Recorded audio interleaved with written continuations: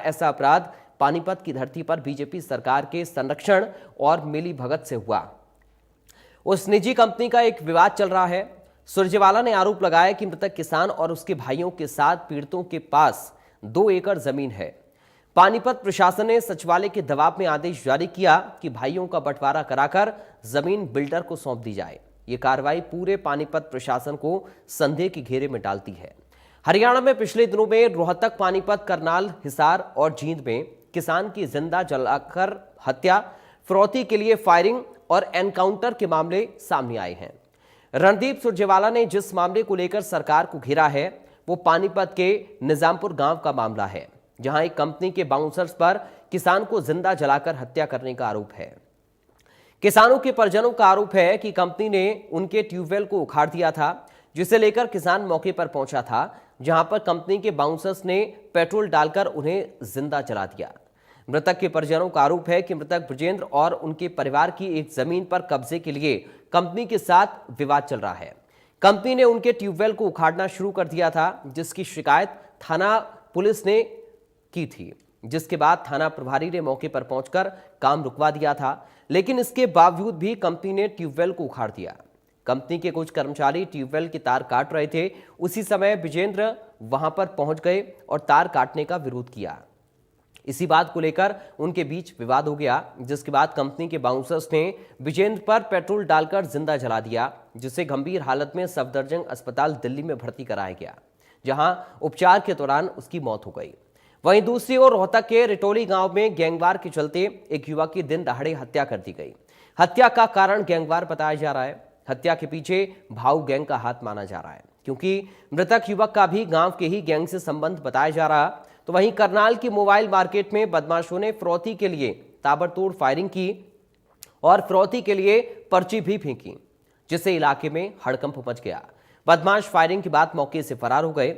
बदमाशों की फायरिंग करते हुए सीसीटीवी फुटेज भी सामने आया। वहीं हिसार में 5 लाख की फिरौती मांगने वाले बदमाशों के साथ पुलिस की मुठभेड़ हुई, जिसमें एक बदमाश के पैर में गोली लगी। पुलिस ने बदमाश को मौके से गिरफ्तार कर लिया। बदमाश ने 25 मई को अपने गांव के ठेके पर पर्ची फेंककर 5 लाख रुपए की फिरौती की मांग की थी। तभी से एसटीएफ अमनदीप की तलाश में थी।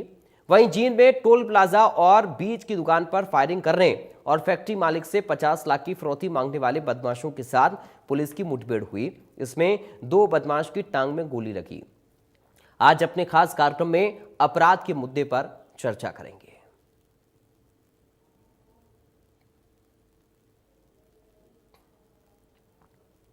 ये 5 तस्वीरें इस वक्त आपके सामने अपराध की घटनाओं से जुड़ी हुई अलग अलग जिलों से हैं। गैंगवार में एक युवक की हत्या कर दी जाती है रोहतक के अंदर। पानीपत में भी अपराध से जुड़ी एक तस्वीर सामने आई, जहां पर किसान को जिंदा जला दिया गया। उधर फिरौती के लिए फायरिंग करनाल में हुई है, इस पर भी आज बात होगी। जींद में भी फिरौती मांगने वाला बदमाश पकड़ा गया है और फिरौती मांगने वाले बदमाश को पुलिस ने पकड़ा। हिसार से भी कुछ इसी तरह की तस्वीर सामने आई है, जहां पर फिरौती मांगने वाले बदमाश का एनकाउंटर किया गया है। तो ये 5 अपराध से जुड़ी तस्वीरें जिन पर आज होगी बात।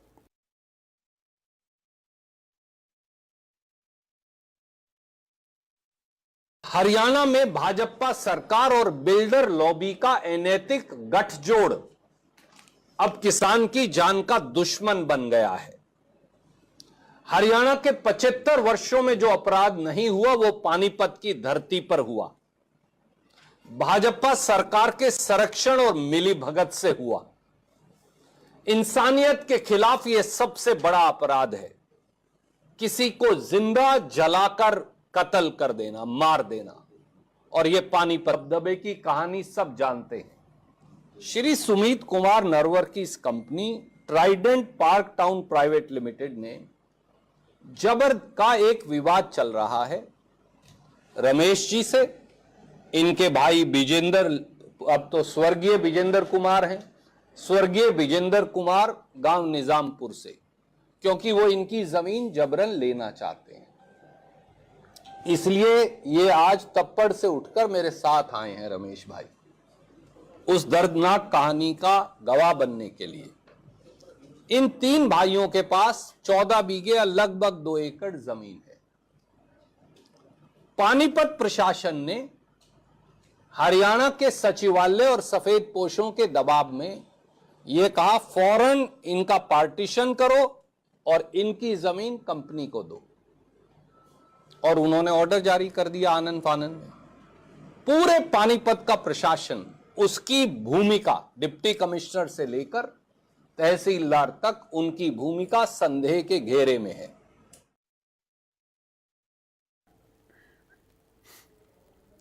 इस वक्त हमारे साथ कुछ खास मेहमान जुड़ गए हैं, सीधा आपका परिचय करा दें। बीजेपी से प्रवक्ता नेहा धवन इस वक्त हमारे साथ हैं। नेहा जी, आपका स्वागत है।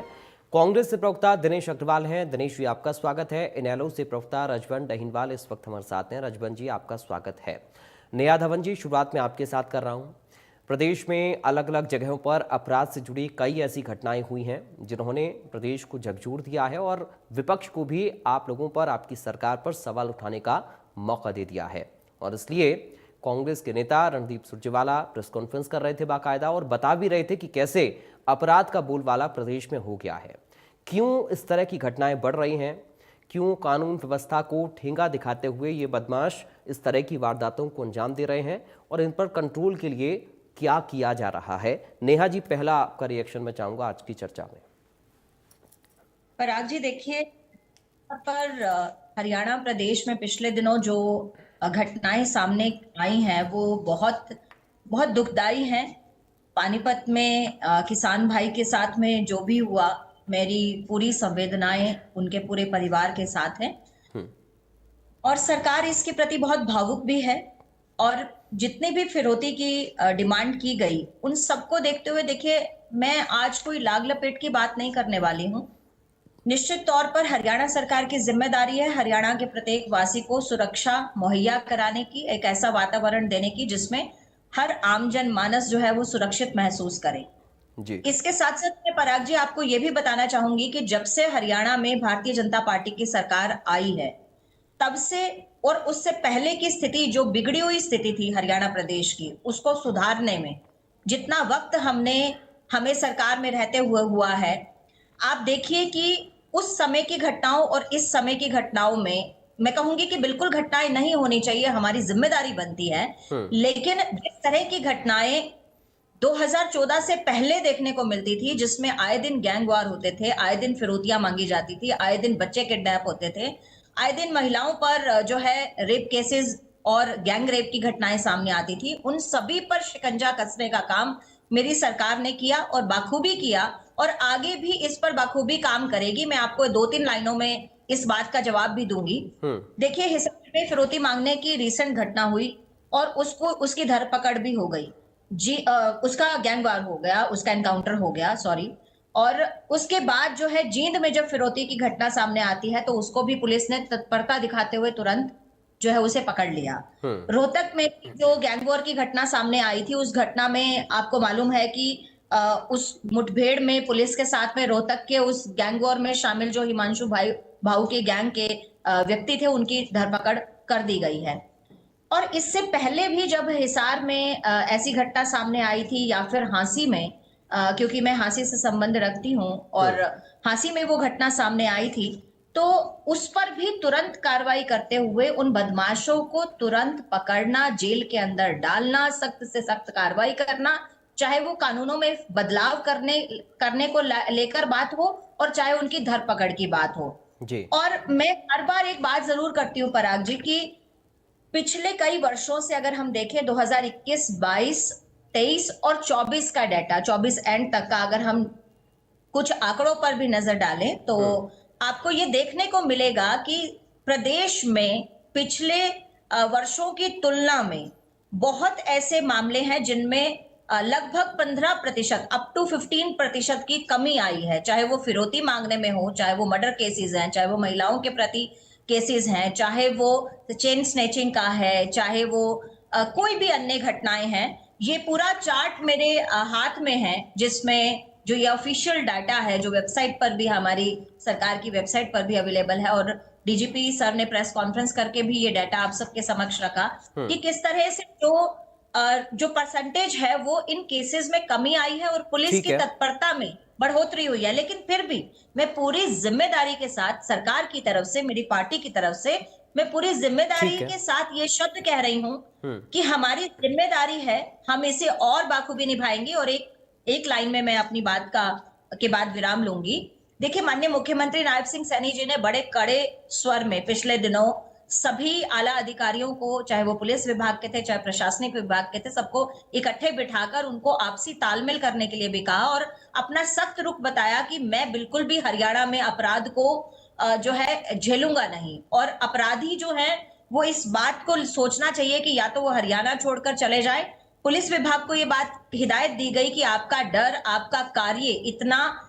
सुरक्षित होना चाहिए कि हरियाणा प्रदेश की हर जनता जो है यहाँ पर सुरक्षित महसूस करे। और मैं अपनी तरफ से, माननीय मुख्यमंत्री नायब सिंह सैनी जी की तरफ से, मेरी पार्टी की तरफ से मैं ये विश्वास दिलाना चाहती हूं कि जिस तरह से हमने पिछले समय में तत्परता दिखाते हुए काम किया और हर एक, चाहे वो अधिकारी थे, चाहे वो बड़े खूंखार अपराधी थे, उन सब पर कार्रवाई करते हुए जो सुरक्षा व्यवस्था मुहैया कराई थी, आगे भी हम इसमें पूरी पूरी खरे उतरने का ठीक है। काम करेंगे।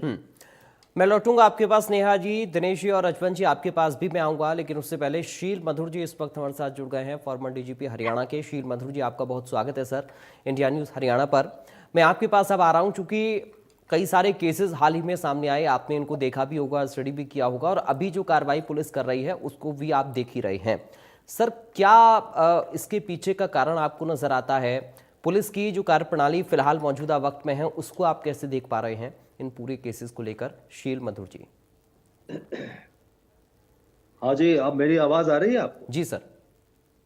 अच्छा, हाँ, सबसे पहले तो सभी लोग जो यहाँ उपस्थित हैं सभी को नमस्कार, सभी महानुभाव और आपको भी। जी। तो इसमें देखिए, ऐसा है कि कहावत है कि लोहे से ही लोहा कटता है, ठीक है? जी। तो लोहे से ही लोहा कटता है का मतलब है कि सख्ती, तो कुछ क्राइम्स ऐसे होते हैं कि इसमें बहुत सख्ती की जरूरत रहती है। और वो, जैसा कि मैं देख रहा था पीछे रिकॉर्ड भी, कि पिछले साल 2024 में जो क्राइम का रिकॉर्ड था वो 2023 की तुलना में बेहतर हुआ था, मतलब कंट्रोल अच्छा हुआ था, कम केसेस हुए थे। और लेकिन ये है कि 100% चीजें बिल्कुल क्राइम फ्री हो जाए ऐसी स्थिति नहीं आई है। तो ऐसे में एक तो नंबर एक बात है कि जो मैं समझता हूँ कि कोई भी क्राइम होता है तो उसका जल्दी से जल्दी विवेचना हो, इन्वेस्टिगेशन हो, और उसमें जो है जिस प्रकार से पूरी छूट पुलिस को मिली हुई है कि अपना कार्य करे, और सीनियर अधिकारी भी यहाँ पर काफी एक्टिव हैं, काफी टेक्नोलॉजी से सौवी हैं, काफी जानकारी रखते हैं जी। तो ऐसे में चीजें मैंने देखा है कि काफी वर्कआउट हुआ है केसेस।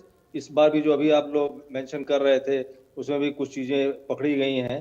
तो मुझे उम्मीद है कि जल्दी ही जो भी क्राइम हुआ है, बहुत दुख की बात है कि जो क्राइम के बारे में आपने बताया है, लेकिन उस जो क्राइम हुआ है उसको कंट्रोल करने के लिए पुलिस पूरा प्रयत्न करेगी। और कुछ बेसिक चीजें हैं जिसको मैं समझता हूँ कि अपना जो हरियाणा पुलिस है, इसका जब भी मैं सर्विस में था तब भी मैंने देखा कि इसका पूरे देश में बड़ा नाम था हरियाणा पुलिस का। जी। और अभी भी नाम है कि लोग जो है हरियाणा पुलिस की शक्ति, और वो लंबे चौड़े लोग और बहुत ही स्ट्रेट फॉरवर्ड ढंग से चीजों को करने वाले, तो अच्छा नाम है, छवि अच्छी हरियाणा पुलिस की रही है हमेशा और आगे भी रहेगी। और अभी जो है, जो मैं समझता हूँ कि जो कि चीज की जरूरत है वो ये है कि जिस प्रकार की जो हमारे पास स्ट्रेंथ है जो पुलिस की, वो जो है, जब मैं समझता हूँ करीब जो स्वीकृत पद हैं वो करीब 77,000 के आसपास हैं। जी। तो 77,000 के अगेंस्ट जो है करीब 66,000 लोग जो हैं लगे हुए हैं। तो ये जो स्वीकृत पद है ये भी बहुत पहले की स्वीकृति हुई है कि उस समय की पॉपुलेशन और क्राइम के हिसाब से स्वीकृति हुई थी। तो मैं समझता हूँ कि पुलिस जो है वो 24 घंटे में से 12-14 घंटे, 16 घंटे, 18 घंटे जो काम करती है, तो उसमें मैं समझता हूँ कि ये उचित रहेगा। ये मेरी सलाह है जी। जो कि यहाँ पे मौजूदा आप सभी लोग भी, जो गणमान्य लोग बैठे हुए हैं विभिन्न पार्टीज से, आप सभी का भी इंटरेस्ट यही है कि क्राइम कंट्रोल हो, कोई आपस की लड़ाई की बात नहीं है। ये तो जो है उसके लिए जरूरी है कि मैं समझता हूँ कि मेरी रिक्वेस्ट है कि आप सभी लोगों का भी सहयोग हो और पूरे प्रदेश में जो है इसकी जो स्ट्रेंथ है, जो अपनी स्वीकृत पद हैं जी। उसके साथ साथ जो उनकी नियुक्ति का है वो पूरा कंप्लीट जल्दी हो, और साथ ही साथ इसकी संख्या बढ़ाई जाए। क्योंकि अब जो पहले की तुलना में अब देखिए करीब 3 करोड़ के 9 लाख के आसपास जो है हमारे प्रदेश में जनसंख्या भी बढ़ गई है, और नित्य प्रतिदिन जो है स्पेशली अर्बन एरियाज में बाहर से भी काफी लोग आते जा रहे हैं, क्योंकि यहाँ पे प्रगति हो रही है, यहाँ पे लोगों को अपॉर्चुनिटी मिल रही है, पूरे देश से लोग आ रहे हैं। तो उनको अच्छी क्वालिटी की पुलिसिंग भी चाहिए, अच्छी क्वालिटी का जो है ट्रैफिक अरेंजमेंट भी चाहिए। तो मैं समझता हूँ कि जो 77,000 के जो पद स्वीकृत हैं उसकी जगह पर फिर से सरकार को रिवाइज करके कम से कम 1.5 लाख पद और स्वीकृत करने चाहिए। 77,000 तो जो ये है ये कंप्लीट हो, और 1.5 लाख पद और भी स्वीकृत होंगे, तब जाकर के पूरी स्ट्रेंथ अच्छी होगी कि हर जगह पर, हर क्षेत्र में जो पुलिस का, जैसे अभी पिछले साल क्राइम कम हुआ, लेकिन क्राइम कम का होने का मतलब ये है कि क्राइम जो है काफी बहुत ही कम हो, बिल्कुल ही 100% के आसपास हम लोग पहुंच जाएं। ऐसी शांति व्यवस्था हो तभी प्रगति होती है, तभी लोग सुख खुशहाल जीवन जीते हैं। तो मैं समझता हूं कि हरियाणा को इसमें अपना एक स्थापित करना चाहिए, अपना स्टैंडर्ड, कि हम जो है जिस प्रकार से हमारी छवि है हरियाणा पुलिस की, कि जो है पूरा क्राइम को कंट्रोल करने के लिए, तो 100% के आसपास हम लोग पहुंचे। इसके लिए जरूरी है कि जितने लोग बेरोजगार भी हैं अपने देश में, अपने प्रदेश, विशेष रूप से प्रदेश में काफी लोग बेरोजगार हैं, तो 1.5 लाख पद और भी स्वीकृत हों, और टेक्नोलॉजिकली गाड़ियां भी कुछ टेक्नोलॉजी के जो कैमरे वगैरह हैं, खासतौर से अर्बन पॉलिसिंग में मैं समझता हूं कि बहुत जरूरत है कि वहां पे अच्छी क्वालिटी के ट्रेंड लोग और अच्छी टेक्नोलॉजी वहां पे उपलब्ध हो, और साथ ही साथ भारी संख्या में कि आदमी कोई भी आप देखिए काम करता है तो 4 घंटे 6 घंटे अच्छा काम करता है, लेकिन उसी आदमी से आप 12 घंटे से ज्यादा 14 घंटे 16 घंटे 18 घंटे काम करवाएंगे तो कितने दिन वो अच्छी क्वालिटी का काम कर पाएगा, उसमें अच्छा ध्यान दे पाएगा। तो इसलिए मेरा ये समझना है कि जहां शक्ति, जो भी प्रेजेंट सेटअप है उसी में पूरी शक्ति जो है पुलिस करेगी।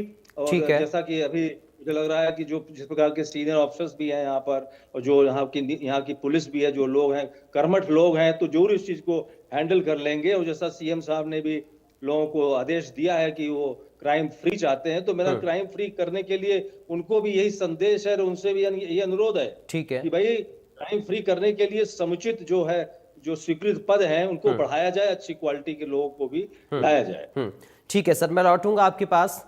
दिनेश अग्रवाल जी, घटनाएं बड़ी हैं, इस बात को नेहा जी स्वीकार भी कर रही हैं, और साथ ही वो ये भी कर रही हैं कि हमने पिछले दिनों में बेहतर पुलिसिंग व्यवस्था को देने की कोशिश की, और हाल फिलहाल में जिस तरह की घटनाएं हुई हैं ये वाकई में नहीं होनी चाहिए। लेकिन फिर भी क्या इसके पीछे के कारण आप लोगों को नज़र आते हैं, और अगर इस तरह की घटनाएं हो रही हैं तो आने वाले वक्त में क्या चुनौतियां भी आप लोगों को नज़र आ रही हैं? दिनेश जी। पराग भाई, आपको नमस्कार। आपके चैनल को देख रहे लाखों दर्शकों को मेरा नमस्कार। पैनल पर बैठे सभी साथियों को मेरा नमस्कार जी। मैं केवल एक आपको इंस्टेंट याद दिलाना चाहूंगा, जिस दिन हरियाणा प्रदेश के मुख्यमंत्री नायब सिंह सैनी जी शपथ ले रहे, आपने वो शपथ ग्रहण समारोह जो था उसको कवर भी किया था। उसके विजुअल आपके पास आज भी मौजूद है। मुख्यमंत्री जी जब शपथ ले रहे थे, शपथ लेते समय वो कह रहे थे कि हरियाणा में अपराधी या तो अपराध छोड़ जाएं या हरियाणा छोड़ जाए। जिस समय वो ये भाषा बोल रहे थे, ठीक उसी समय हिसार के अंदर दुकान पर बैठे एक व्यापारी को तड़ातड़ गोलियों से भूना जा रहा। उधर मुख्यमंत्री बोल रहे थे, उधर वो घटना हो रही थी। उस घटना का अंजाम क्या हुआ? सीएम के शपथ के दौरान जो घटना हुई, उसके बाद मैं आपको एक दिल दहलाने वाली घटना बताता हूं, जो निर्भया कांड से भी बड़ा कांड हुआ। यमुनानगर के अंदर एक बहुत बड़े व्यस्त चौराहे से सरेआम एक मेरी बहन को उठाया गया ट्रक के अंदर, और 4 घंटे तक वो दरिंदे यमुनानगर की सड़कों पर ट्रक को दौड़ाते रहे और उसके साथ गैंग रेप करते रहे। 4 घंटे एक शहर के अंदर जहां सीसीटीवी कैमरे लग रहे हैं, मेन सड़कों पर ट्रक दौड़ता रहा, गैंग रेप होता रहा। इस तरह की घटनाओं का हमने बार बार उल्लेख किया, लेकिन एक ही बात हमेशा कह दी जाती है, जो अभी भी कही गई, कि स्थिति पहले से बेहतर है। 2014 से पहले स्थिति बहुत बिगड़ी हुई थी, उसको सुधार लिया। जब अपराध की बात आती है तो 2014 से पहले अपराध की स्थिति खराब थी, वो उन्होंने सुधार ली। अगर विकास की बात आती है तो 2014 से पहले विकास नहीं था, जो अब हमने कर दिया है। जितने बुरे काम हुए वो 2014 से पहले हुए, और जितने अच्छे काम हो रहे हैं वो 2014 के बाद हो रहे हैं। तो डिबेट का मुझे समझ नहीं आता कि डिबेट में बोलने के लिए बचता क्या है। अगर हम सच्चाई बोलते हैं तो उसको कहते हैं कि ये इनकी फ्रस्ट्रेशन है। अब मैं एक बात ये कहना चाह रहा हूं, आपने समाधान पूछा, बहुत अच्छा प्रश्न था आपका। पराग भाई, अगर हरियाणा प्रदेश के अंदर 100 करोड़ रुपए में एक एक ठेके की नीलामी हो रही, आप अंदाजा लगाइए, 1 करोड़ मतलब 100 करोड़ रुपए नीलामी एक ठेके की। सुबह के 4 बजे तक ठेके खुलते हैं, पूरी रात ठेके खुलते हैं। अपराध नहीं बढ़ेगा तो क्या होगा? मैं राष्ट्रीय स्तर पे नहीं जाना चाहता कि पुलवामा के अपराधी आज तक नहीं पकड़े गए, पहलगांव के अपराधी आज तक नहीं पकड़े गए। हरियाणा प्रदेश के अंदर जिस तरीके से लूट की, डकैती की, अपहरण की, बलात्कार की, फिरौती की, चैन स्नैचिंग की जो घटनाएं हैं, ये जिस हिसाब से बढ़ रही हैं, लेकिन हमारे मुख्यमंत्री वो तो मस्खरे हैं, हंसी ठिठोली करते हैं, हर बात को हंसी ठिठोली में टाल देते हैं। मैंने अधिकारियों को आदेश दे दिया है, मैंने अधिकारियों को निर्देश दे दिया है, कड़ाई से पालन होगा। अब आपने समाधान पूछा तो मैं आपको बताता हूं कि आप ये देखिए, अभी प्रशासन ने ये आदेश जारी किए जब देश युद्ध के मुहाने पे खड़ा था। गुड़गांव के डीसी ये आदेश देते हैं कि 11 जुलाई तक गुड़गांव जिले के अंदर कोई ड्रोन इस्तेमाल नहीं होगा, कोई शादी में, विवाह में, किसी भी चीज में। ये सरकारी आदेश हैं। और उसके बाद भारतीय जनता पार्टी के लोग पटौदी के अंदर, पटौदी की विधायी का उसमें शामिल है, पार्टी के हरियाणा प्रदेश के बड़े बड़े नेता शामिल है। तिरंगा यात्रा के नाम पर वो ड्रोन से फूल बरसा रहे हैं, सरकारी आदेशों की धज्जियां उड़ रही हैं। उस समय डीसी साहब भी सोए हुए हैं, गुड़गांव का पुलिस प्रशासन भी सोया हुआ है, ड्रोन से फूल बरस रहे हैं। तो आपके आदेशों की अहमियत जब आपकी प्रदेश सरकार नहीं कर रही, सरकार में मौजूद जो राजनीतिक दल है वो आपके आदेशों की धज्जियां उड़ा रही है। ठीक है। अभी गुड़गांव के अंदर एक चौराहे के ऊपर एक गौशाला के नाम पर एक जमीन पर कब्जा किया हुआ था बदमाशों ने। जमीन पर, सरकारी जमीन पर कब्जा था। मैं बधाई दूंगा डीटीपी साहब को कि उन्होंने उन बदमाशों को वहां से हटाया, आरएस भाट साहब ने। लेकिन मैं ये बता रहा हूं कि आज हरियाणा में धर्म के नाम पर जिस तरीके से शहर के चौराहों पर, पार्कों में, आज शहर के चौराहे और पार्कों में जो छोटी छोटी मूर्तियां लगा के, छोटे छोटे मंदिर बना के जिस तरीके से वहां पे धंधे पनप रहे हैं, जिस तरीके से गौशालाओं के नाम पर सरकारी जमीनों को कब्जा करके वहां धंधे पनप रहे हैं, ये जो वृद्धि हो रही है, उन लोगों का हौसला बढ़ रहा है। आज रेहड़ी पटड़ी वालों से फिरौती ली जाती है, सरकारी जमीन के अंदर बकायदा उनको जगह अलॉट करके बदमाश उनसे हफ्ता वसूली करते हैं, सरकारी जमीन के ऊपर कब्जा करके। उन लोगों पे जब आप शिकंजा नहीं कसोगे, आज हरियाणा में जिस तरीके से नशे का व्यापार बढ़ रहा है, आप दिल्ली के साथ लगता सोनीपत हो, गुड़गांव हो, फरीदाबाद हो, रेवाड़ी हो, चाहे आप पंजाब के साथ लगती बेल्ट है, सिरसा है, फतेहाबाद है, उससे आगे आप हिसार और पानीपत तक आप आ जाइए। कौन सी जगह ऐसी है जहां पर पंजाब से और अन्य प्रदेशों से आके सूखा नशा नहीं बिक रहा? ठीक है। आज हरियाणा में जो नशा, सर मैं आपको जड़ बता रहा हूं, अपराध की जो जड़ है, सूखा नशा उसकी जड़ है। ये जो अपराधी जो सरकारी जमीनों पे कब्जे कर रहे हैं, पार्कों पे कब्जे कर रहे हैं, कहीं मंदिर, कहीं पे गौशाला के नाम पर, वहां से जो उनकी कमाई हो रही है उससे उनके हौसले बढ़ रहे हैं। लेकिन सरकार को कोई चिंता नहीं है, केवल मंदिर मस्जिद की बात कर लो, भारत पाकिस्तान की बात कर लो, हिंदू मुसलमान की बात कर लो, वोट बैंक का बंटवारा कर लो, सत्ता आनी चाहिए, प्रदेश जाए भाड़ में। ठीक अब है, लगातार 1 महीने तक प्रदेश की जनता को पानी के नाम पर गुमराह किया प्रदेश की सरकार ने। ठीक है सर, 1 महीने तक लगातार। ठीक है दिनेश जी, मैं आऊंगा। ये जो अपराध है ये दिन पे दिन, अभी मेरी बहन कह रही थी कि 15% कमी आई है अपराध में। पराग भाई, जब तक आपकी अगर मोटरसाइकिल चोरी हो गई है ना, आप थाने में जाइए, मैं छोटा सा उदाहरण बता रहा हूं, आप जाओ थाने में, आपकी एफआईआर नहीं दर्ज की जाएगी, आपसे कहा जाएगा अपनी एप्लीकेशन दे जाओ, अगर बाइक मिल जाएगी तो हम आपको दे देंगे, अगर हमने एफआईआर दर्ज कर ली आपकी और उसके बाद अगर बाइक मिलेगी तो आपको कोर्ट से सुपुर्दारी करानी पड़ेगी। उसको ये कह के समझा दिया जाता है कि कोर्ट के चक्कर में ना पड़, हम तेरी बाइक ढूंढते हैं। जब उनके पास 20-30 व्हीकलों की इस तरीके की गुमशुदगी की रिपोर्ट आती है तब एक एफआईआर दर्ज होती है। ठीक है, बात को एक में 20-30 बाइक और ठीक है, स्कूटर लिखे जाते हैं। ठीक है। एक चलिए, मैं FIR नेहा जी आपके पास आऊंगा। दिनेश जी, अब थोड़ा सा आपको रुकना होगा। मैं लौटूंगा आप लोगों के पास। रजवन जी से पहले एक जवाब मैं ले लूं, फिर मैं नेहा जी आपके पास आ रहा हूं। आप एक साथ जवाब दीजिएगा दोनों की बातों का। रजवन जी, एक्शन लगातार हो रहा है, लेकिन एक्शन के बावजूद भी क्यों अपराधी बेखौफ हो रहे हैं, ये एक बड़ा सवाल है। आप कैसे देख रहे हैं इस सवाल को? देखिए पराग जी, सरकार का काम है कि कानून व्यवस्था को बेहतर बनाए रखना, लेकिन सरकार अपना काम अगर प्रॉपर नहीं कर पा रही है तो कहीं ना कहीं सोचने का विषय है। वो सिर्फ एक चीज है कि अधिकारी और अगर मुख्यमंत्री जी अगर ये कह दे कि हमने तो अपना प्रयास किया है, हम लगातार अपना प्रयास कर रहे हैं, उसके बावजूद आंकड़ों को अगर दर्शाएं, लेकिन आंकड़े दर्शाने के साथ साथ एक चीज मैं आपको बताना चाहूंगा कि आंकड़े दर्शाना एक अलग चीज है और ग्राउंड रियलिटी आना एक अलग चीज है।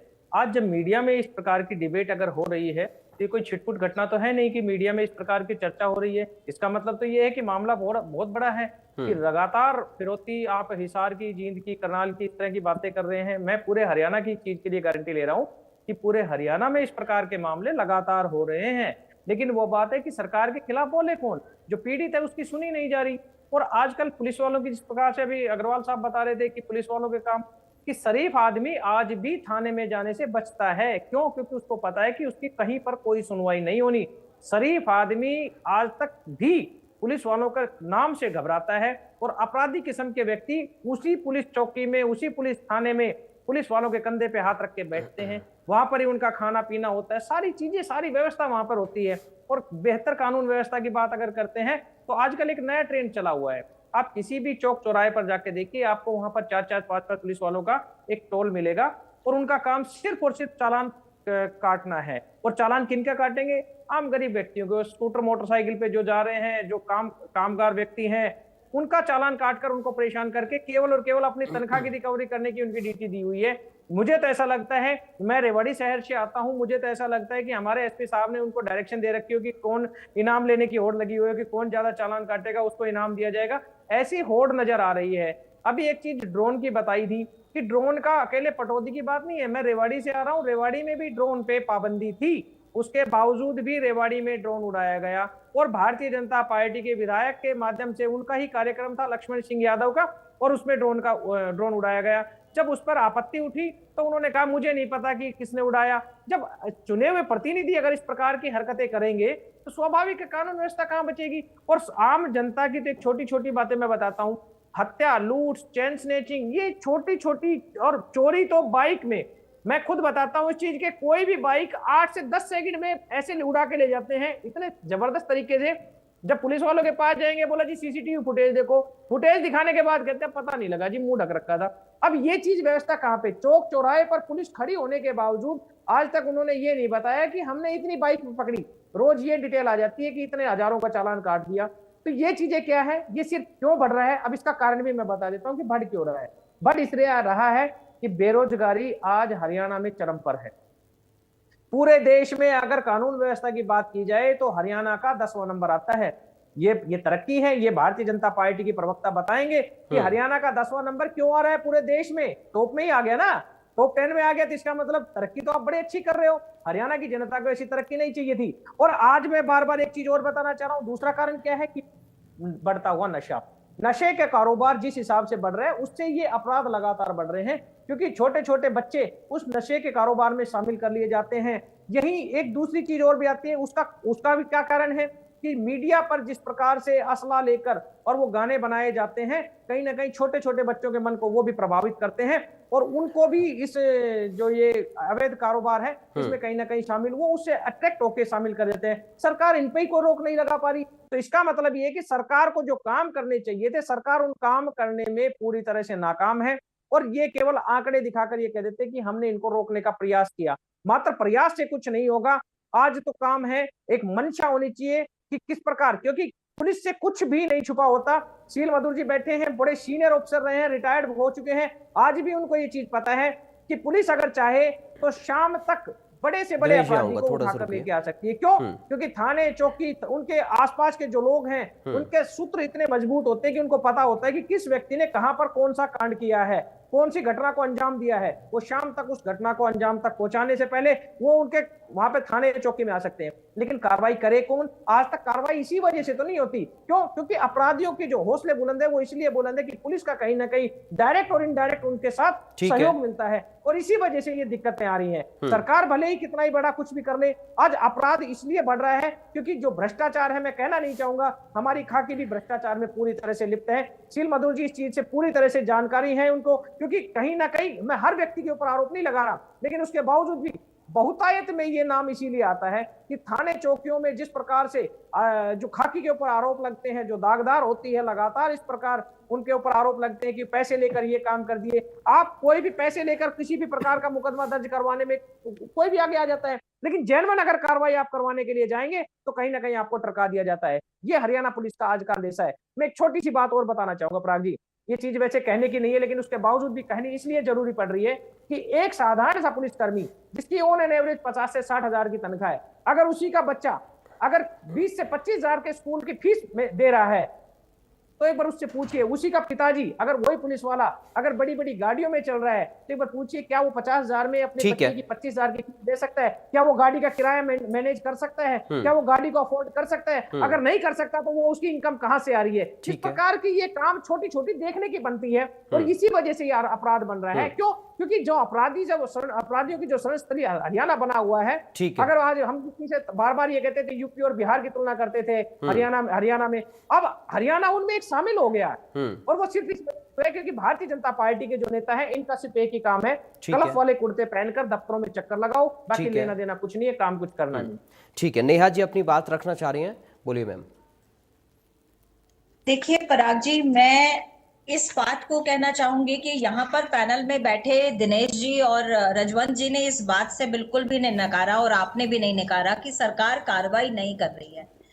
देखिए शील मधुर जी हमारे साथ बहुत ही सीनियर पुलिस ऑफिसर बैठे हैं। आपने जो है डीजीपी के रूप में काम किया हरियाणा में, आपने पूरे हरियाणा की व्यवस्था को पहले भी देखा है, और मुझे लगता है कि अभी भी जो है सर पूरी निगरानी में हरियाणा पुलिस की कार्रवाई को रखे होंगे, और ये आंकलन भी वो जरूर अपने मन में कर रहे होंगे। मैं पहले भी ये बात कह चुकी हूँ कि कानूनों को, बहुत सख्त कानूनों को कठोरता से समाज में लागू करना, पूरे प्रशासन के द्वारा लागू किया जाना, ये हमारी सरकार के समय में पहले से ज्यादा अच्छी तरीके से किया गया है, इसमें कोई शक नहीं होना चाहिए। क्योंकि आप भी जर्नलिस्ट हैं, आप भी अपनी बहुत सारी रिपोर्ट्स में इस बात को भाप चुके होंगे, और मैं उस समय भी जानती हूँ। मेरी उम्र हालांकि आप तीनों से कम है जो पैनल में बैठे हैं, लेकिन दिनेश जी, शील जी और रजवंत जी इस बात से वाकिफ है कि जब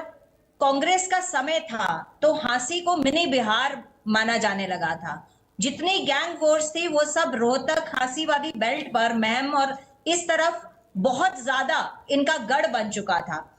और इसीलिए शायद 2005 से लेकर 2013 तक का जो समय रहा हुड्डा जी का, उस समय इनेलो भी उनको जो है गैंगस्टर्स की सरकार बोलती थी, और जो 14 का चुनाव था उनमें पोस्टरबाजी में भी, एडवर्टीजमेंट में भी एक दूसरे पर जो छीटाकशी होती थी, वो उसका नैरेटिव भी यही था कि ये जो है बदमाशों की सरकार है। अब एक चीज मुझे समझ में नहीं आती कि सरकार हमेशा, अभी शील साहब ने भी एक बात की कि सभी लोगों को इन सब बुराइयों को एक सामाजिक बुराई के रूप में देखकर विपक्ष को और समाज के लोगों को, समाज सेवियों को आगे आकर मिलकर काम करना होगा।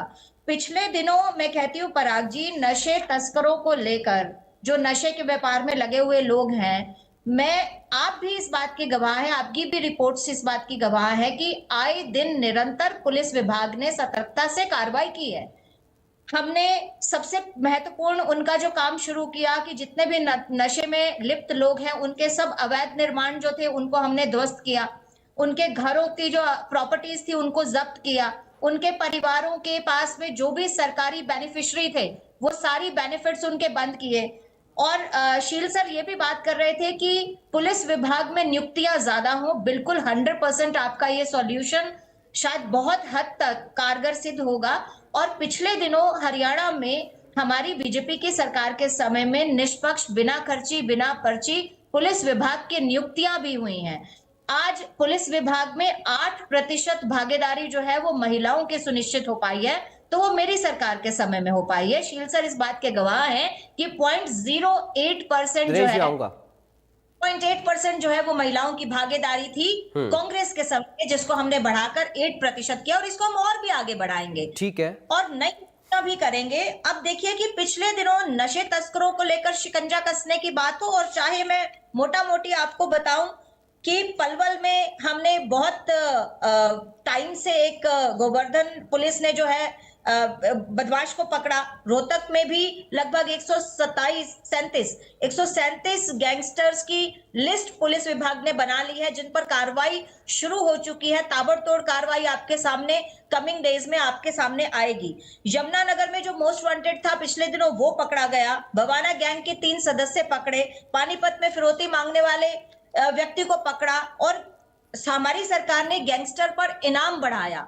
एक और समस्या जो मुझे समझ में आती है हरियाणा प्रदेश के अंदर, वो आसपास के जो पड़ोसी राज्य हैं उनकी गैंग्स की इन्वॉल्वमेंट, और वो जब आकर बाउंड्री क्रॉस कर कर हरियाणा में आकर क्राइम करते हैं, वो भी एक अच्छी बड़ी समस्या है जिससे हमें निपटने के लिए मुझे लगता है कि सरकार जो है वो अभी प्लानिंग भी कर रही है और पुलिस विभाग भी इस पे अपनी तत्परता जरूर दिखाएंगे, ताकि पड़ोसी राज्यों के ठीक साथ है। मिलकर, उनके पुलिस विभाग के साथ मिलकर इस पर भी शिकंजा कसा जाए कि सभी राज्यों के बीच में हरियाणा ठीक है। के बाहर जाकर जो बदमाश है वो कोई कार्रवाई ना करे और दूसरे राज्यों के बदमाश हरियाणा में 10वें नंबर पे कैसे आए नेहा जी? मुझे लगता है कि देखिए देश में क्राइम में हरियाणा का 10वां नंबर कैसे आया वो बता दो ना। हमेशा पुलिस विभाग में स्पेशल टास्क फोर्स का गठन किया जाता है।